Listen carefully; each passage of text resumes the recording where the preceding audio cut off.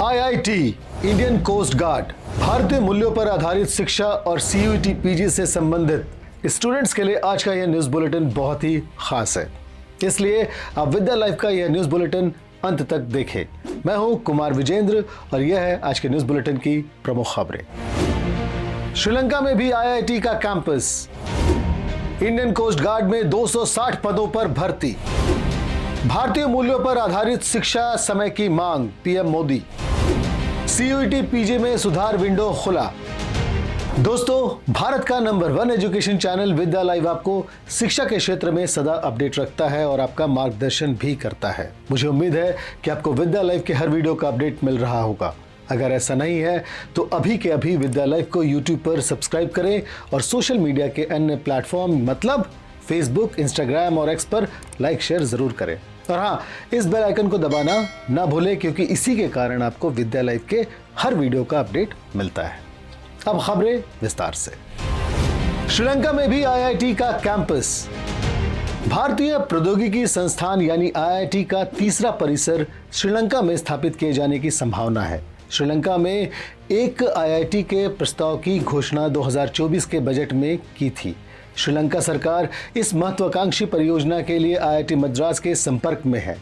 भारत सरकार ने घोषणा की थी कि 2017-18 शैक्षणिक सत्र में मेधावी श्रीलंकाई छात्रों को भारत में आईआईटी में प्रवेश के अवसर प्रदान किए जाएंगे। यदि श्रीलंका परिसर की योजना सफल होती है तो यह आईआईटी मद्रास का एक दूसरा अंतर्राष्ट्रीय परिसर होगा। एक और आईआईटी दिल्ली ने लीक का अनुसरण किया और अबू धाबी में एक परिसर स्थापित करने के लिए संयुक्त अरब अमीरात सरकार के साथ एक औपचारिक समझौते पर हस्ताक्षर किए। ब्रिटेन भी चाहता है कि उनके यहाँ भी आईआईटी का एक अपतटीय परिसर स्थापित किया जाए।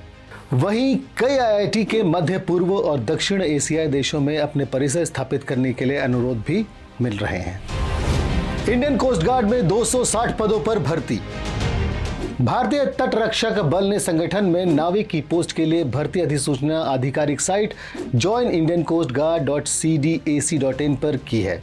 आवेदन प्रक्रिया 13 फरवरी से शुरू होने वाली है।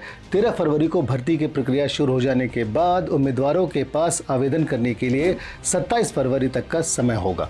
यह भर्ती अभियान 260 रिक्तियों को भरने के लिए चलाया जा रहा है। उम्मीदवारों की न्यूनतम आयु 18 से 22 वर्ष के बीच होनी चाहिए। उम्मीदवारों का जन्म 1 सितंबर 2002 से 31 अगस्त 2006 के बीच हुआ होना चाहिए। भारतीय मूल्यों पर आधारित शिक्षा समय की मांग, पीएम मोदी। भारतीय मूल्यों पर आधारित शिक्षा समय की मांग है। पीएम मोदी ने कहा कि भारतीय मूल्यों से जुड़ी शिक्षा व्यवस्था आज की बड़ी जरूरत है। आज चाहे लोकल के लिए वोकल का विषय हो, आत्मनिर्भर भारत अभियान हो, पर्यावरण, जल संरक्षण, स्वच्छ भारत अभियान हो, हमारे मिलेट्स श्री अन्न को प्रोत्साहन देना हो, योग हो, फिटनेस हो, इसमें पढ़ने वाले विद्यार्थी सब मिल करके एक बहुत बड़ी शक्ति है। ये सब बहुत बड़ी भूमिका निभा सकते हैं। प्रधानमंत्री मोदी ने नेशनल क्रिएटर्स अवार्ड पहल की सराहना करते हुए कहा कि यह क्रिएटर समुदाय के लिए बहुत बड़ा अवसर है। यह देश भर के असाधारण प्रतिभाओं को सामने लाएगा। आगे बढ़ें, हिस्सा ले और देश को प्रतिभाशाली क्रिएटर्स के लिए जयकारे लगाने दें। सीयूईटी पीजी में सुधार विंडो खुला।